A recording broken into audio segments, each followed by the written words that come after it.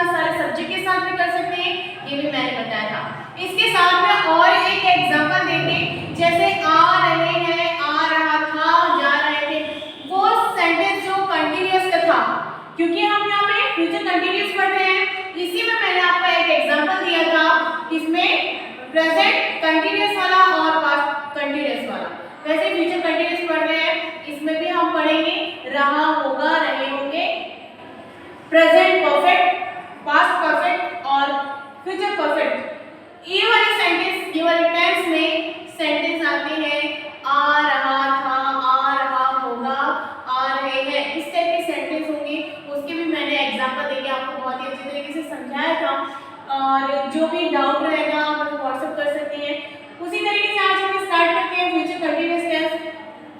Future continuous tense में identity सबसे important है। मैंने आपको जब भी टेंस बताया है, जब भी आपको वीडियो सेंड किया है, सबसे पहले मैंने यही बताया कि आइडेंटिटी हर चीज की जरूरी है, चाहे वो खुद की अपनी ही क्यों ना हो या किसी पर्सन की हो, किसी चीज की हो, चाहे सेंटेंस की हो, आइडेंटिटी बहुत जरूरी होती है। तो यहाँ पे सेंटेंस की हम कैसे पहचान करेंगे? फ्यूचर कंटीन्यूअस टेंस से रहा होगा, रहे होंगे, रही होगी, ये एंडिंग पार्ट है जो हमको सेंटेंस के लास्ट में सुनाई देगा। सब्जेक्ट स्ट्रक्चर देख लेते हैं।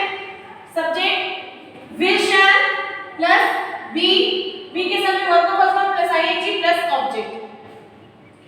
यहाँ पे मैंने पूरे सब्जेक्ट लिखा है, आर बी, यू दे, इनिशिएट ने, ये सारे लोगों को इसकी जानकारी होगी कि सब्जेक्ट क्या होता है, ऑब्जेक्ट क्या होता है, ये इंपॉर्टेंट है। इसके साथ में हेल्पिंग वर्ब, वर्ब आपको क्लियरली याद होना चाहिए। यहाँ पे देखो आई बी, यू दे के साथ में ये शैल का यूज किया जाता है, इनिशिएट इट नेम के साथ में विल का यूज किया जाता है। और लास्ट टाइम मैंने एग्जांपल देके बताया था कि विल का यूज किस तरीके से किया जाता है। जैसे जैसे जनरेशन बढ़ती जाती है वैसे वैसे हर चीज का मॉडिफाई होते जाता है। वैसे ही सेंटेंस का भी मॉडिफाई हुआ था, मैंने एग्जांपल देके बताया है ना। अगर आपको और एक बार देखना है तो आप मेरा लास्ट वीडियो देख सकते हैं। चलो हम अभी स्टार्ट करते हैं, ज्यादा टाइम ना लेते हुए। एग्जांपल देखते हैं, जैसे बच्चे फूल तोड़ रहे होंगे। अब यहाँ पे हमको क्या करना है? असर्टिव सेंटेंस बनाना है। असर्टिव सेंटेंस में मैंने कहा था क्या है, सबसे पहले सब्जेक्ट, तोड़ना क्या है, मेन वर्ब, पहचान और समझने के लिए हेल्पिंग वर्ब, और बच्चे जो रहते हैं उसको हम क्या बोलते हैं, ऑब्जेक्ट। सेंटेंस बनाएंगे, बच्चे चिल्ड्रन, ठीक है, विल, शैल, बी, तोड़ना मेन वर्ब है, जो क्रियाएं हो रही है, तो यहाँ पे क्या हो जाएगा, तोड़ना को इंग्लिश में क्या बोलते हैं, प्लगिंग, प्लग, प्लग के साथ में आईएनजी, ये वर्ब का फॉर्म प्लस आईएनजी। ऑब्जेक्ट क्या है, फूल, यहाँ पे हम क्या लिखेंगे, फ्लावर। क्लियर है? चिल्ड्रन, विल या शैल, बी, प्लगिंग, फ्लावर। और एक एग्जांपल देख लेते हैं।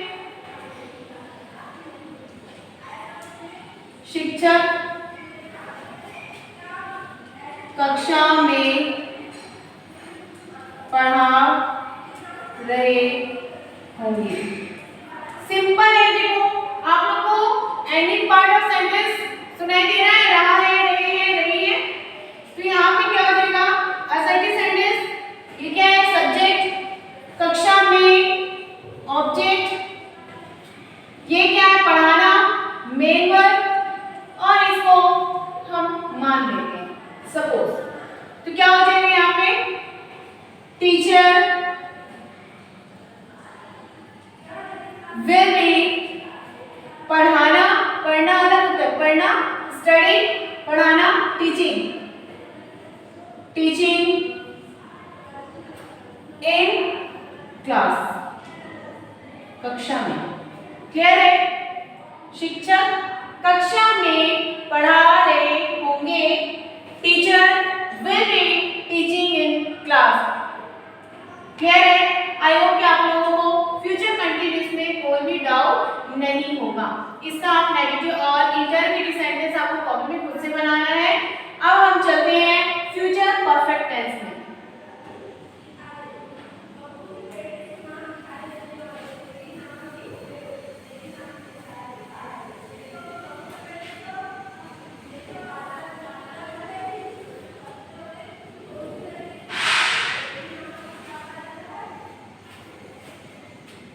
फ्यूचर परफेक्ट टेंस, आइडेंटिटी क्या होगा सब में देखो प्रेजेंट परफेक्ट में मैंने बताया था चुका है, चुके हैं, चुकी होगी, सॉरी चुकी है। वैसे ही पास्ट परफेक्ट में चुका था, चुके थे, चुकी थी। अब फ्यूचर में हम क्या करेंगे, चुका होगा, चुके होंगे और चुकी होगी। ये आइडेंटिटी है। इसके साथ ही क्या सुनाई देगा, आ होगा, ए होंगे और ई होगी।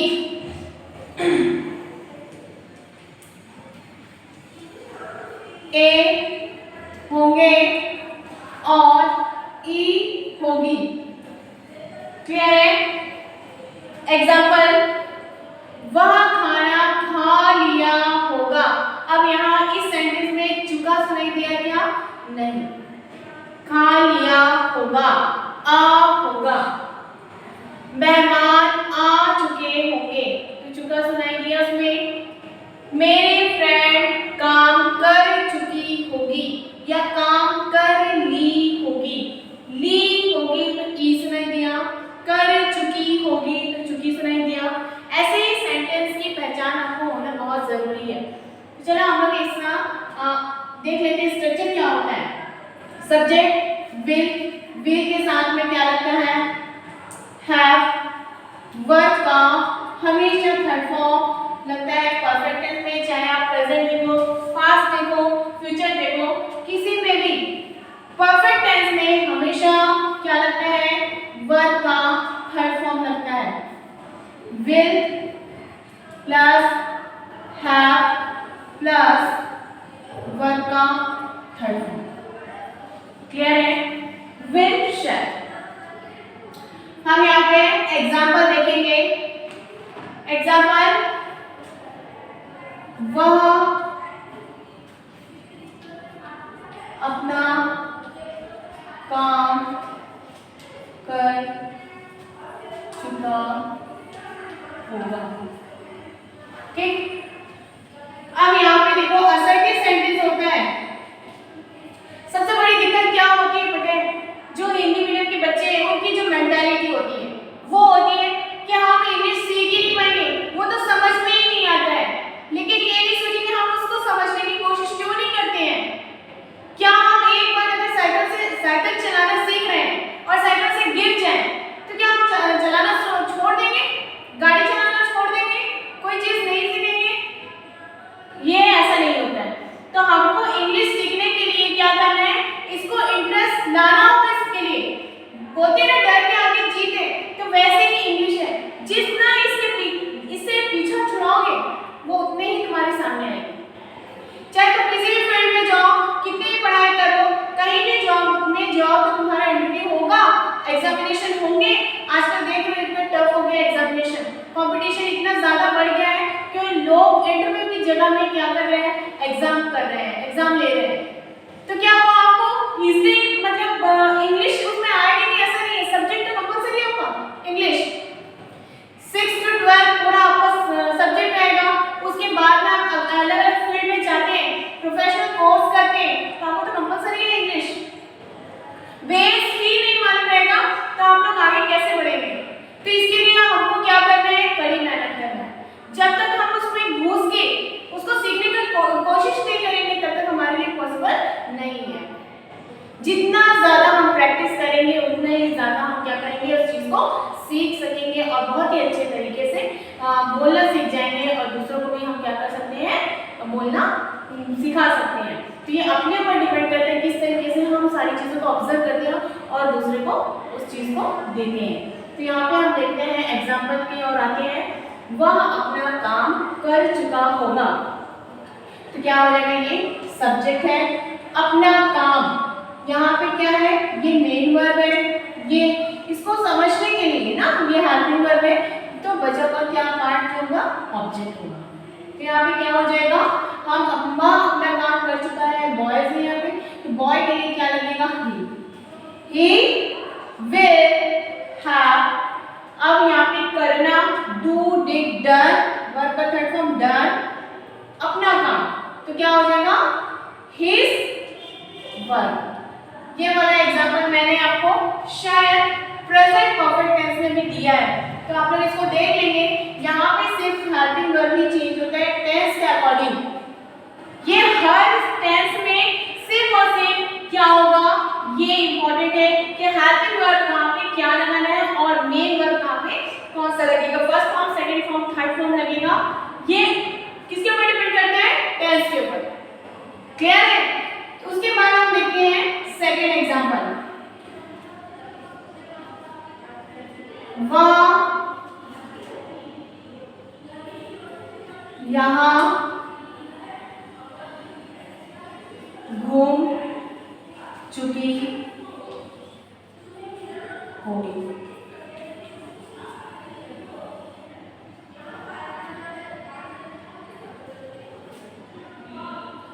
तो यहाँ पे असर्टिव क्या होगा, देखो घूमना भी दो तीन प्रकार के होते हैं। एक वांडर होता है, वांडर मीन्स घूमना, रोमिंग मीन्स घूमना बाहर, उसको बोलते हैं। और एक होता है टूर, टूर करना, दूसरी जगह कहीं दूर जगह घूमने जाना, उसको बोलते हैं। तो ये आपके ऊपर डिपेंड करता है, सेंटेंस के ऊपर डिपेंड करता है कि सेंटेंस में कहाँ पे कौन सा वर्ड यूज करना है। अब यहाँ पे देखो हम देखते हैं ये सब्जेक्ट है, यहाँ घूमना, तो यहाँ के लिए क्या हो जाएगा, ये पहले ऑब्जेक्ट लिख लेते हैं, ये मेन वर्ब है ना आपका, सॉरी ये ऑब्जेक्ट हो गया, ये आपका मेन वर्ब हो गया, ये यहाँ पे क्या होगी, ये आपका समझने के लिए सपोज हेल्पिंग वर्ब। अब हम इसको सेंटेंस बनाते हैं तो क्या हो जाएगा, लड़की है हमें गर्ल है, तो क्या हो जाएगा, शी विल हैव wandered, क्या हो जाएगा, wandered here। क्लियर है? She will have wandered here। wander अलग होते हैं, wander अलग होते हैं। यहाँ पे ए है, मैंने ओ नहीं लिखा है, ठीक है, wandered। अब यहाँ पे देख लीजिए सब्जेक्ट हो गया, यहाँ पे मेन वर्ब घूमना, ये हो गया। इसके पहले हमने क्या लगाया है, will have, वर्ब का थर्ड फॉर्म, ऑब्जेक्ट क्या है, यहाँ here। क्लियर है?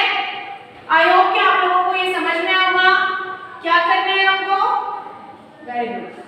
नेगेटिव और इंटरोगेटिव सेंटेंस आपको कॉपी में बनाने हैं, 2-4 सेंटेंस अपने से आपको ऐड करना है, प्रैक्टिस करना है। जब तक आप लोग अपने से कोशिश नहीं करेंगे, इट इज नॉट पॉसिबल कि आप लोगों को ये समझ में आएगा। क्लियर है? अब हम चलते हैं next future perfect continuous tense में। अब हम आते हैं फ्यूचर परफेक्ट कंटीन्यूअस में।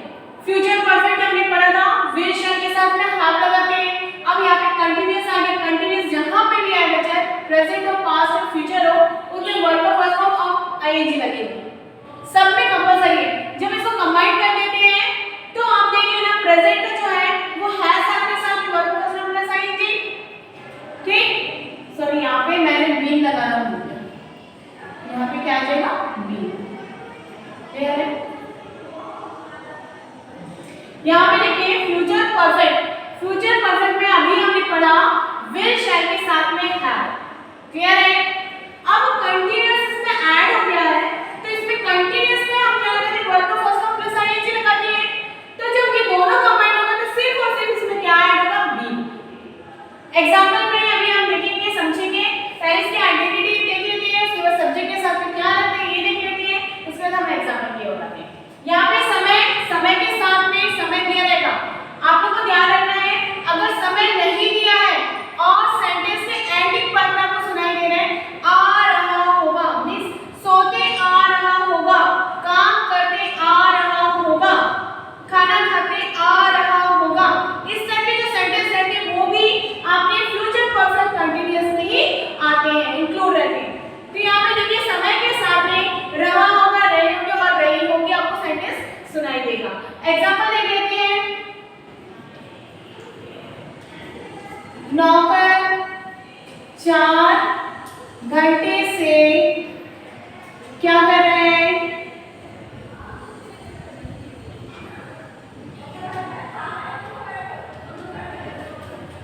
साफ सफाई कर रहा होगा।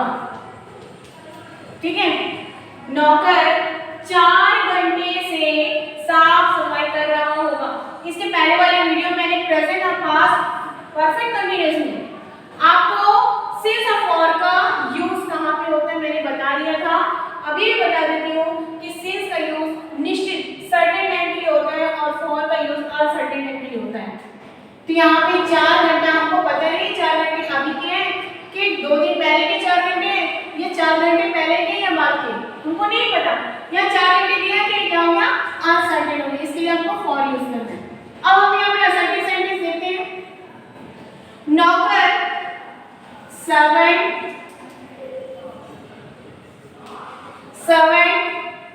4 घंटे से साफ सफाई कर रहा होगा, ठीक रहा होगा, ठीक। ये क्या है मेन वर्ड, बचा हुआ क्या है आपका ऑब्जेक्ट और ये क्या है आपका सब्जेक्ट। 7 यहाँ पे विल शब्द हैविंग कंपल्सरी है सब में, तो यहाँ पे क्या हो जाएगा विल हैव बीन, या तो आप यहाँ पे क्लीनिंग लिख लो, क्लीन प्लस आईएनजी क्लीनिंग वो भी वर्ब है, या डूइंग क्लीन ये भी लिख सकते हैं। कर रहा होगा तो डूइंग, क्लीन करो साफ सफाई वाली बोला है तो डायरेक्ट आप क्या लिख सकते हैं क्लीनिंग फॉर, कब से फॉर आवर्स। क्लियर है, क्लियर है। यहाँ पे 4 घंटे से servant will have been cleaning for 4 hours. अब सेकंड एग्जांपल देखते हैं। माली सुबह से पौधों में पानी डाल रहा होगा। क्लियर है। अब देखो यहाँ पे सुबह, दोपहर, शाम, रात ये हमारा सर्टेन टाइम होता है। सुबह का समय 4 घंटे का, सुबह से 8 से 12 के बीच में सुबह जो भी टाइम होता है वो सुबह के टाइम होता है, वो फिक्स रहता है। अभी नहीं तो कल का, नहीं तो कभी ना कभी सुबह होती है और सुबह का टाइम सर्टेन होता है। क्लियर है। तो यहाँ पे हम क्या लिखेंगे, सर्टेन सेंटेंस बनाएंगे तो माली द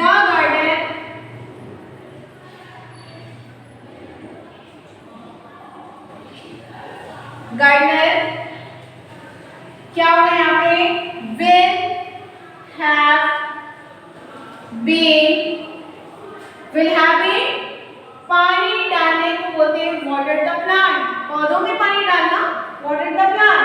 तो यहाँ पे हम क्या लिखेंगे वाटरिंग, वाटरिंग द प्लांट कब से, निश्चित समय है सर्टेन टाइम है सुबह से, तो क्या हो जाएगा सिंस मॉर्निंग। क्लियर है। तो इसी तरीके से हमको क्या करना है और 2-3 सेंटेंस को बनाना है, डायरेक्टिव और इंडायरेक्टिव सेंटेंस बनाना है, मेरे को व्हाट्सएप करना है और जो भी डाउट है मैं इसको आपको व्हाट्सएप में रिस्पॉन्स कर दूंगी। आई होप कि आपको पूरा टेंस समझ में आया होगा। जो भी डाउट है मेरे से पूछ सकते हैं। नेक्स्ट वीडियो में हम अब चैप्टर स्टार्ट करेंगे। अभी स्टार्टिंग में मेरे को ग्रामर लेके इसलिए चलना था क्योंकि कई बच्चों के पास में बुक नहीं होती है, बुक का इश्यू होता है, तो हम टाइम को क्यों वेस्ट करें, इसलिए मैंने ग्रामर को स्टार्ट किया है। आई होप कि आप लोगों को टेंस बहुत अच्छे तरीके से समझ में आ गया होगा। तो आज ये टॉपिक यहीं पे खत्म करते हैं, नेक्स्ट हम चैप्टर स्टार्ट करेंगे।